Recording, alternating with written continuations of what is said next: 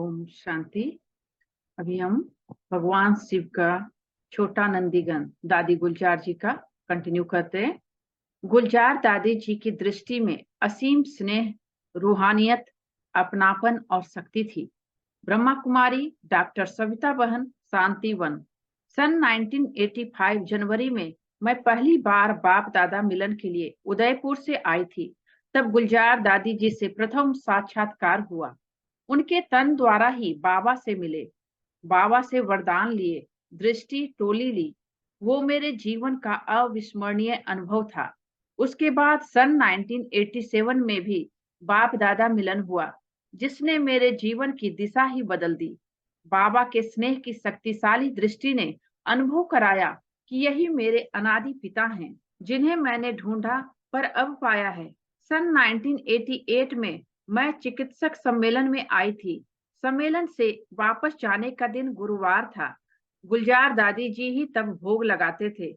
मधुबन में मुरली क्लास के बाद ही भोग लगता है, लेकिन हमको जल्दी निकलना था, तो मैं थोड़ी सी उदास थी कि गुलजार दादी जी के द्वारा मैं बाबा का संदेश नहीं सुन पाऊंगी।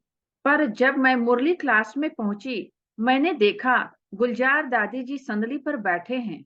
उनके सामने भोग रखा है और भोग के गीत के बाद दादी जी ने डॉक्टर्स के निमित्त बाबा का संदेश सुनाया। मैं बता नहीं सकती कि मुझे कितना आश्चर्य और खुशी हुई। कैसे बाबा तक मेरा संकल्प पहुंचा और जाने से पहले मैं दादी जी से संदेश सुन पाई। दादी जी का जीवन लाखों आत्माओं की प्रेरणा बना। जब मैं 1990 में मधुबन डिस्पेंसरी सेवा में थी, तब हमारा निवास गुलजार दादी के कमरे के ठीक ऊपर था। उसकी भी बहुत खुशी रहती थी और ऊपर से नीचे आते जाते कई बार दादी जी अनायास मिल जाते थे। उनकी दृष्टि मिलती थी तो विशेष खुशी का अनुभव होता था। ऐसा लगता था जैसे बाबा की दृष्टि मिल गई है। दादी जी की दृष्टि में असीम स्नेह, रूहानियत, न्यारेपन के साथ अपनापन और शक्ति भी थी। डॉक्टर होने के नाते दादी जी के पास कभी-कभी उनकी तबीयत के कारण या उनको चेक करने या कभी दवाई देने इत्यादि के कारण मेरा जाना होता था। लेकिन दादी जी शरीर की बीमारी से न्यारे दिखाई देते थे। दर्द की महसूसता या बीमारी के चिन्ह उनके चेहरे पर प्रकट नहीं होते थे। अपनी इसी अवस्था के कारण वो यज्ञ में ग्लोबल हॉस्पिटल की सेवाओं के निमित्त बने। जब उनका इलाज मुंबई में चल रहा था, तब डॉक्टर अशोक मेहता जी उनकी मन की स्थिति से बहुत प्रभावित हुए। वे उनके निमंत्रण पर आबू भी आए और यहाँ की सेवाओं को देखकर उन्हें संकल्प आया कि यहाँ अस्पताल होना चाहिए। बाप दादा और दादियों की दुआओं से 2 वर्ष में ग्लोबल हॉस्पिटल तैयार हुआ और डॉक्टर अशोक मेहता जी जो संपर्क में थे, वे बाप दादा के समीप आए और बाबा के वारिस बच्चे बने। दादी जी का जीवन, चेहरा, चलन लाखों आत्माओं की प्रेरणा बने। शब्दों में भरी होती थी शक्ति, सहज ही धारण हो जाते थे। मधुबन में रहते हुए कई बार मैं अपनी व्यक्तिगत समस्याएं भी दादी जी के पास लेकर गई। दादी जी बहुत प्यार से सुनते थे, फिर बाबा की श्रीमत के अनुसार जवाब देते थे और उन शब्दों में इतनी शक्ति भरी होती थी कि वे सहज ही मुझे धारण हो जाते थे। मुंबई में एक बार हमें दादी जी के साथ पिकनिक पर जाने का अवसर मिला। पूरा दिन दादी जी के साथ रहे, उनके साथ भोजन किया। वो इतने सहज, सरल और निर्माण चित्त थे, जो ऐसे महसूस होता था जैसे कि माँ के साथ हैं। उनका प्यार, दुलार मिल रहा है। दादी जी में भगवान का रथ होने का अंश मात्र भी देह अभिमान नहीं था। मैं ड्रामानुसार अपने को सौभाग्यशाली समझती हूँ कि बाबा ने हमें दादियों के समीप अंग संग रहने का भाग्य दिया। दादियों का आपस में प्यार, एकता, समर्पण भाव अद्भुत था। जब मैं दादी प्रकाश मणि जी की सेवा में थी, तब गुलजार दादी यदि मधुबन में होते थे, तो दिन का भोजन दादी जी के साथ ही करते थे। दादी जानकी जी भी साथ होते थे। भोजन के पश्चात दादी प्रकाश मणि जी थोड़ा पैदल करते थे। मैं उनका हाथ पकड़कर उनके साथ रहती थी। वे दोनों दादियों को विश्व कल्याणी भवन तक छोड़ने आते थे। मुझे वो सौभाग्य भी मिला जो मैं तीनों दादियों की रूह रिहान सुनती थी। उनका आपस में प्यार, एकता, समर्पण भाव अद्भुत था। गुलजार दादी जी को सदा दादी जी का आज्ञाकारी वफादार देखा। मुझे एक घटना याद आती है। पांडव भवन, ओम शांति भवन में शिवरात्रि का झंडा लहराने के लिए सभी वरिष्ठ जन के साथ भाई बहन खड़े थे कि अचानक दादी प्रकाश मणि जी ने गुलजार दादी को बाबा के पास जाकर संदेश लाने को कहा और दादी बिना कोई प्रश्न किए कुर्सी पर बैठी और वतन में गई। संदेश लेकर आई। दादी गुलजार को सदा दादी प्रकाश मणि को हाँ जी कहते ही सुना। दादी जी की वाणी में मिठास, अपनत्व, प्यार भरा होता था। मैं महिला प्रभाग की सेवाओं की मधुबन संयोजिका हूँ। दादी जी को महिला सम्मेलन के उद्घाटन सत्र में आशीर्वचन देने के लिए आमंत्रित किया। दादी जी की वाणी में मिठास, अपनत्व, प्यार भरा होता था और मैंने नोट किया कि दादी जी बाबा के दिए हुए ज्ञान एवं श्रीमत को विषय के अनुरूप ढालकर भाषण करते थे। उनके एक एक शब्द जैसे दिल में छप जाते थे। कभी भी विदेश सेवा पर जाती थी तो मैं दादी जी से शुभकामनाएं लेकर जाती थी। मैंने पूछा, दादी जी विदेश के भाई बहनों को आपकी तरफ से क्या संदेश दूं? तो दादी जी ने कहा, कहना रोज जो बाबा मुरली में कहते हैं उसे उसी दिन यूज करें। जो वरदान बाबा से मिलता है उसे कार्य में लगाएं तो बाबा की दुआएं मिलेंगी। सहज पुरुषार्थ में आगे बढ़ते जाएंगे। दादी जी कहते थे, आप मधुबन यज्ञ में रहते हो तो आपके लिए माया भी यहीं आएगी। जिस कमरे में आप रहते हो आपके साथी ही आपका पेपर लेने के निमित्त बनेंगे। यही आपका पेपर हॉल है। हर आत्मा के प्रति शुभ भावना की यह आगे बढ़े। एक बार मैंने दादी जी से पूछा, मेरी कोई कमी दादी जी आपके ध्यान में हो जिसे दूर कर मैं पुरुषार्थ में आगे बढ़ूं तो मुझे बताएं। दादी जी ने मुझे बताया जिस पर मेरा बिल्कुल भी ध्यान नहीं था। दादी जी की हर आत्मा के प्रति शुभ भावना रहती थी कि यह आगे बढ़े। दादी जी को सदा अंतर्मुखी, शांत चित्त, गंभीर परंतु सरल, सहज, निसंकल्प, साधारणता में महान, अलौकिक व्यक्तित्व के रूप में देखा। उनकी उपस्थिति ही मन की स्थिति, वायुमंडल, वाइब्रेशन को परिवर्तन कर पावन, शक्तिशाली कर देती थी। ऐसी मीठी प्यारी दादी गुलजार को कोटि कोटि वंदन, नमन, अभिनंदन। नेक्स्ट है, दादी गुलजार जी ने मुस्कुराना सिखा दिया। भ्राता सुरेश ओबराय, मुंबई। दादी गुलजार जी, यह नाम लेते ही मुझे बाबा की याद आती है। छोटी सी बच्ची की मुस्कान याद आती है। एक शुद्ध आत्मा की याद आती है। मैं कितना लकी हूँ कि दादी से मेरी बहुत बार मुलाकात हुई, बहुत प्यार मिला, बहुत आशीर्वाद मिला और ज्ञान मिला। सबसे पहले मैं उन्हें माउंट आबू में मिला जहां गौतमी बहन मुझे ले गई थी। दादी ने मुझे बैज पहनाया और कहा, सैंपल बना है, एग्जाम्पल बनना है। बहुत अच्छा लगा। अगली मुलाकात मुंबई में विले पार्ले सेंटर पर हुई जहां मेरी बेटी भी मेरे साथ में थी। मेरी बेटी दादी से बातें कर रही थी और मैं थोड़ी दूरी पर खड़ा था। उनकी बातें मुझे कुछ ज्यादा सुनाई नहीं दे रही थी। कुछ देर बाद दादी ने श्री कृष्ण की तस्वीर मेरी बेटी की गोद में रखी।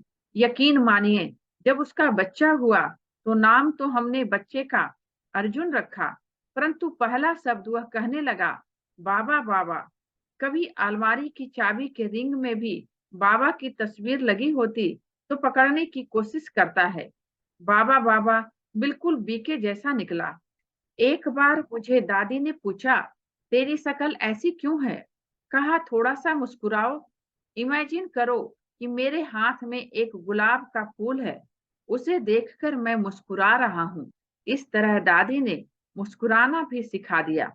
एक बार मेरी बहू और बेटे दादी से मिल रहे थे तो दादी ने उनको बहुत आशीर्वाद दिए, प्यार दिया और मुझे कहा, देखो तुम कितने लकी हो जो तुम्हारे एक फोन पर तुम्हारा बेटा पहुंच गया, और बहू भी कितनी आज्ञाकारी है। इस तरह से दादी हर बात में सकारात्मक रहती थी। जब उन्हें बच्चे हुए तो वे भी 100% वेजिटेरियन ही हुए। दादी जी सोचती थी, जो बोलती थी वह पूरा हो जाता था। एक दिन दादी ने एक बहुत पुरानी बात सुनाई। दादी ने कहा, हम ट्रेन से जा रहे थे तो हमने टीटी से कहा कि भैया, यहाँ लोग सिगरेट आदि पी रहे हैं, हमसे नहीं बर्दाश्त होता। तो अगले स्टेशन पर उस टीटी ने दादी को फर्स्ट क्लास में बिठाया। मैंने सोचा कि दादियों और उनके साथियों ने कितनी मेहनत की होगी। ट्रेन की एक ऑर्डिनरी क्लास में यात्रा करना, इतनी मेहनत करना, और आज उनकी सारी मेहनत का फल हमें मिल रहा है। आज हमें 7 स्टार ट्रीटमेंट मिलती है। दादी और उनके साथियों का बहुत बहुत शुक्रिया। दादी गुलजार जी को कोटि कोटि प्रणाम। नेक्स्ट है, गुलजार दादी जी सदा दूसरों का उमंग उत्साह बढ़ाती थी। ब्रह्मा कुमारी, उर्मिल बहन, गुरुग्राम हरियाणा। आदरणीय दादी जी हमारे लिए एक प्रेरणा स्रोत थी। दादी दिल्ली पांडव भवन में रहती थी और हमारा उनसे अक्सर मिलना होता था। मैं जब 16 साल की उम्र में ज्ञान में आई, तब परिवार की तरफ से बहुत ज्यादा बंधन थे, जिस कारण मुझे लगता था कि कोई भी बात सामने आती है तो उसका समाधान हमें बड़ों से मिलता जाए। मैं यूनिवर्सिटी जाती थी तो लौटते समय पांडव भवन, करोल बाग, जो कि बीच में ही पड़ता था, वहां अक्सर चली जाती थी, जहां दादी जी से सहज ही मिलना हो जाता था। यह मेरा बहुत बड़ा सौभाग्य रहा। मैं दादी से कहती कि मुझे बहुत बंधन है, क्या करें, परिवार वाले ज्ञान में नहीं चलने देते। दादी हमेशा समझाती कि देखो, जैसे दुनिया वाले लोग भगवान को निरंतर याद नहीं कर सकते, तो वे लोग निरंतर आपको कब तक रोक सकते हैं। आप कभी भी अपने मन को भारी नहीं करो। तन के बंधन तो कट जाएंगे, लेकिन मन का बंधन नहीं होना चाहिए। दादी जी की यह बातें मुझे छू गई और मुझे एक शिक्षा मिली कि जैसे दादी जी ने हमेशा दूसरों का उमंग उत्साह बढ़ाया, ऐसे हमें भी औरों का उमंग उत्साह सदा बढ़ाना है और अपनी ऊर्जा को भी कभी कम नहीं करना है। अपनी एनर्जी लेवल कम होने से हम औरों का भी एनर्जी लेवल कम कर देते हैं। भोलेपन को खोना नहीं है। एक और शिक्षा मुझे दादी जी के जीवन से मिली। वह शिक्षा थी उनका भोलापन, जो मेरे दिल को बहुत छूती थी। एक बार निमंत्रण पत्रों पर नाम लिखने थे, जो मंत्रियों को पहुंचाने थे। दिल्ली में बहुत बड़ा प्रोग्राम होने वाला था। गुलजार दादी पांडव भवन के बगीचे में आई, जहां हम 2-3 कुमारियां खड़ी थीं, और हम सभी को बड़े भोलेपन से कहा कि पहले आप आशा बहन के पास जाओ, वहां जाकर के अपनी हैंड राइटिंग दिखाओ, उसके बाद अपना नाम लिखना। मुझे थोड़ी हंसी आ गई। उन दिनों में मैं एमएससी कर रही थी। एक बार दादी जी ओआरसी में थे। एक निमंत्रण पत्र पर इंग्लिश में नाम लिखा हुआ था। दादी जी कॉरिडोर में टहल रहे थे और इशारे से मुझे बुलाया। मुझे लगा जैसे किसी फरिश्ते ने अपने पास बुलाया है। दादी ने पूछा, इसका मतलब क्या है? मैंने दादी जी को बताया और पूछा, दादी जी कुछ और मदद चाहिए? दादी ने इशारे से कहा, नहीं, मुझे सीखने को मिला कि कभी भी हमें अपने भोलेपन को खोना नहीं है, क्योंकि बाबा हमेशा कहते हैं, बालकपन और मालिकपन का बैलेंस रखकर चलने वाले जीवन में सदा आगे बढ़ते हैं। कम बोलना अच्छा होता है, हमारी शक्ति को बचाता है। अंतर्मुखता का गुण भी हमें अपनी शक्ति को बचाने में बहुत मदद करता है। दादी जी बहुत कम बोलती थी। एक बार हम दादी जी के साथ ट्रेन से दिल्ली से आबू आ रहे थे। पूरी यात्रा के दौरान शायद ही दादी ने 3-4 वाक्य से ज्यादा कुछ बोला होगा। हम दादी के साथ सखी रूप से रहते थे। तो मैंने कहा, दादी जी आप बहुत कम बोलते हो। दादी ने कहा कि कम बोलना अच्छा होता है, हमारी शक्ति को बचाता है। मैंने भी अपने जीवन में गांठ बांध ली कि हमें ज्यादा नहीं बोलना चाहिए, क्योंकि हम देवता घराने की आत्माएं हैं। हमारे बोल वरदानी होने चाहिए, ताकि दूसरों को हमारे जीवन से कोई प्रेरणा मिले। साथ ही हमें अंतर्मुखी होना चाहिए, दूसरों की बातों को समझना चाहिए, उनकी समस्याओं को समझकर उन्हें समाधान देना चाहिए और खुले दिमाग वाला होना चाहिए। यह सब मैंने दादी जी से सीखा। दूसरों की समस्या को समझकर जवाब देना चाहिए। जब हम भाई बहनों को, मैं, सुदेश बहन और वीरेंद्र भाई, घर परिवार वालों की ओर से बंधन था, तब दादी जी ने हमारी समस्या को समझा। हमने कहा, दादी जी, इस प्रकार से हमें सेंटर पर नहीं आने देते हैं, तो क्या हम कहीं और चले जाएं? आप हमें राय दें। दादी ने कहा कि यदि वे आपको इकट्ठे रहने देते हैं, सेंटर भी बना कर देते हैं, तो इसमें कोई हर्ज नहीं है। आप सब मिलकर के सेवा केंद्र बनाओ, इससे बहुत सेवा होगी, अन्य आत्माओं को भी प्रेरणा मिलेगी। दादी के हमारे प्रति ये उद्गार देखकर मन को बहुत अच्छा लगा। मैंने यह धारणा बना ली कि हमेशा दूसरों की समस्या को समझकर अपने आप को उस जगह रखकर फिर जवाब देना चाहिए। दादी जी को हमारे ऊपर बहुत हुज्जत थी। कभी भी दिल्ली में कोई बड़ा प्रोग्राम होता तो दादी हमेशा याद करती और बड़ों को कहा करती कि उर्मिल को बुला लो, कोई भी बड़ा कार्य बहुत सहज कर लेगी। सचमुच बाबा ऐसी शक्ति देता था कि बड़े से बड़े कार्य के लिए मैंने कभी ना नहीं की, जिस वजह से बड़ों का प्यार मिला और दुआएं मिली। मेरा मन क्या सोच रहा है। अंतिम मुलाकात दादी से तब हुई जब दादी मुंबई से शांति वन में आए और हम बहनें उस समय शांति वन में दादी कॉटेज में मिले। उस समय दादी जी अपने बैठक रूम में टहल रहे थे। दादी जी ने मुझे देखा। मैंने कहा, आपने मुझे पहचाना? तो दादी ने कहा, क्यों नहीं पहचानूंगी, तुम उर्मिल हो ना? मैंने कहा, हाँ दादी। फिर एक सेकंड दादी रुकी और एकदम अंतर्मुखी होकर, जैसे फरिश्ता कोई संदेश देता है, कहा, कभी भी जीवन में कोई कार्य कर रहे होते हो तो 1 मिनट रुककर अपने आप से जरूर पूछो कि मेरा मन क्या कह रहा है, कहाँ चल रहा है। अगर वह किसी गलत दिशा में जा रहा है तो उसकी डायरेक्शन को तुरंत परिवर्तित कर दो।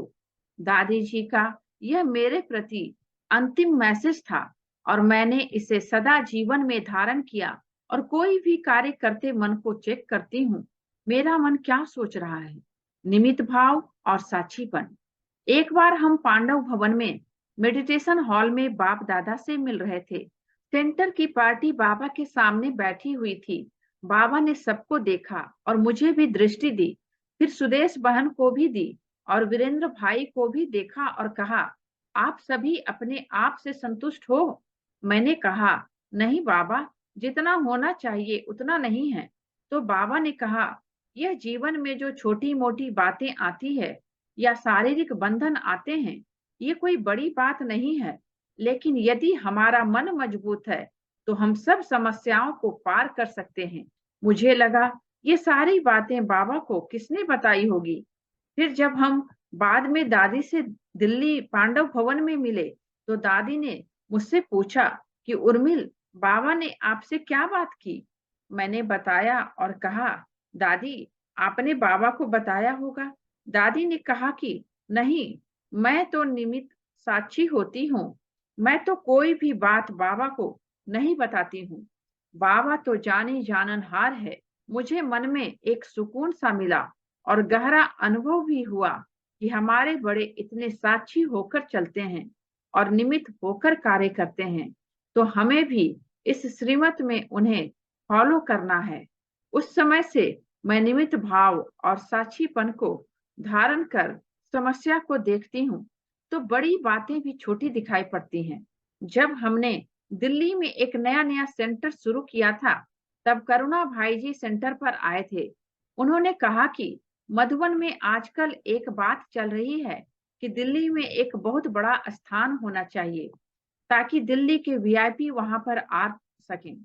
यह सुनते ही मैंने मन में ठान लिया कि मैं यह कार्य करूंगी। बाबा के कमरे में गई और प्यार से बाबा को कहा, बाबा मैं पीछे नहीं हटूंगी और आप भी मेरी बैकबोन बनकर के रहना। तो यह कार्य बहुत आसानी से हो ही गया। 1.5 साल लगा, परंतु बहुत अच्छी तरह कार्य पूरा हुआ। उस समय दादी जी ने मुझे बहुत प्यार किया और कहा, आपने दिल्ली में एक बहुत बड़ा कार्य किया है और इस कार्य से बहुत बड़ी सेवा होने वाली है। इससे आपका बहुत भाग्य बनेगा। मैंने अपना भाग्य बनाने के लिए तो यह कार्य नहीं किया, मैंने तो सेवा भाव से किया है, जिससे मैं यज्ञ के काम आ जाऊं। इससे बड़ा मेरा सौभाग्य क्या हो सकता है। लेकिन दादी जी के उस बोल ने मुझे बहुत शक्ति दी और शिक्षा मिली कि यदि कोई कुछ कार्य करता है तो उसको एप्रिशिएट करना बहुत जरूरी है, क्योंकि एप्रिशिएट करने से आत्माओं की शक्ति कई गुना बढ़ जाती है। नेक्स्ट है, गुलजार दादी दैवी गुणों की चैतन्य मूर्ति थी। ब्रह्मा कुमार रामनाथ भाई, मधुबन। जब मैं मधुबन में आया तो सुना कि यहाँ वैल्यू बेस्ड एजुकेशन है। मैंने सोचा कि सारे वैल्यूज या दिव्य गुण कहाँ दिखाई देते हैं। मैंने दादी गुलजार जी के जीवन में सभी दिव्य गुण देखे। उनके चेहरे और चलन में गंभीरता, मुस्कुराहट, प्रसन्नता और दिव्यता देखी। कोई कुछ बोलता है तो धैर्य से सुनते रहेंगे, और धैर्य का गुण भी देखा। रॉयल्टी भी देखी, बहुत सुंदर, एकदम नीट एंड क्लीन जीवन देखा। नम्रता भी देखी, संतुष्टता भी, कुछ चाहिए नहीं, हर बात में संतुष्ट थे। निमित भाव और निर्माणता भी उनके जीवन में देखी।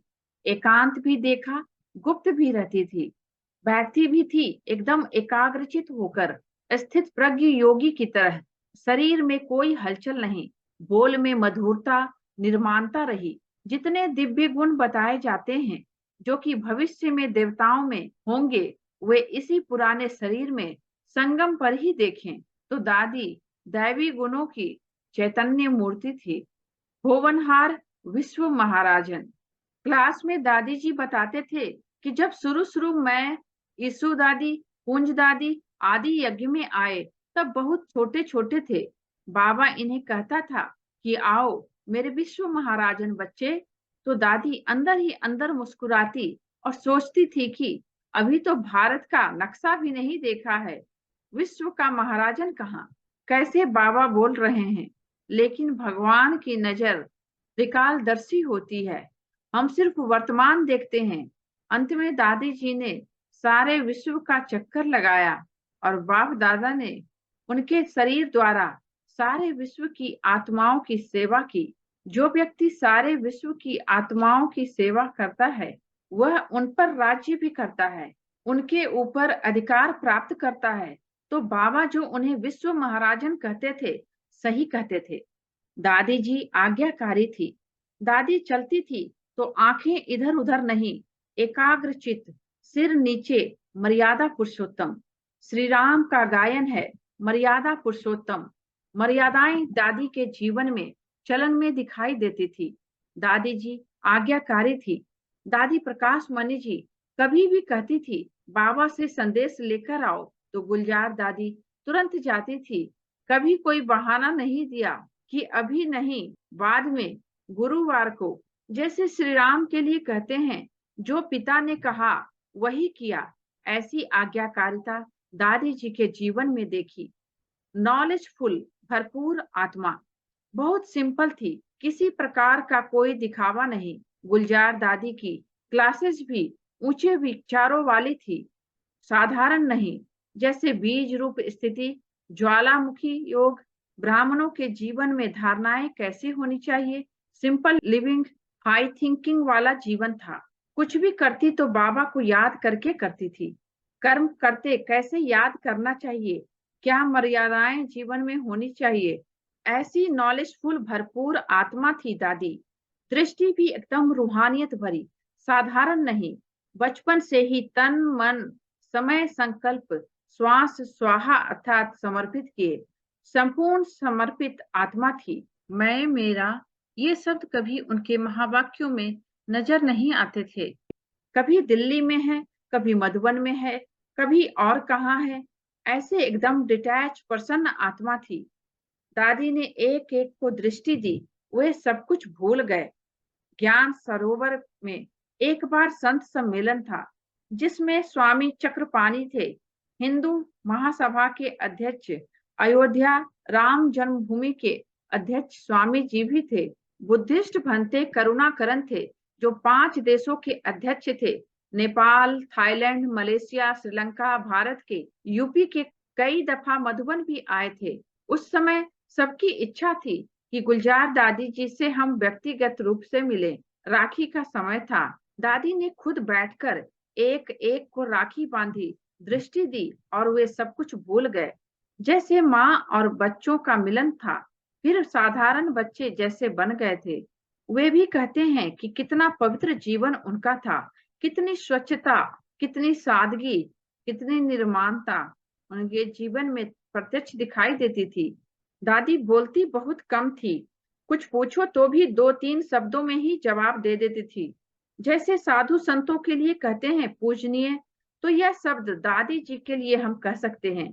दैवी गुणों से, सर्व शक्तियों से संपन्न, मर्यादा पुरुषोत्तम आत्मा हमने सिर्फ सुनी नहीं, देखी है। मैं सभी दादियों से व्यक्तिगत मिला हूँ, सिर्फ एक पुष्प शांता दादी को छोड़कर। सभी दादियों का जीवन, आचरण, बोल, शिक्षा देख महसूस होता है कि कैसे ब्रह्मा बाबा ने उन्हें पालना दी।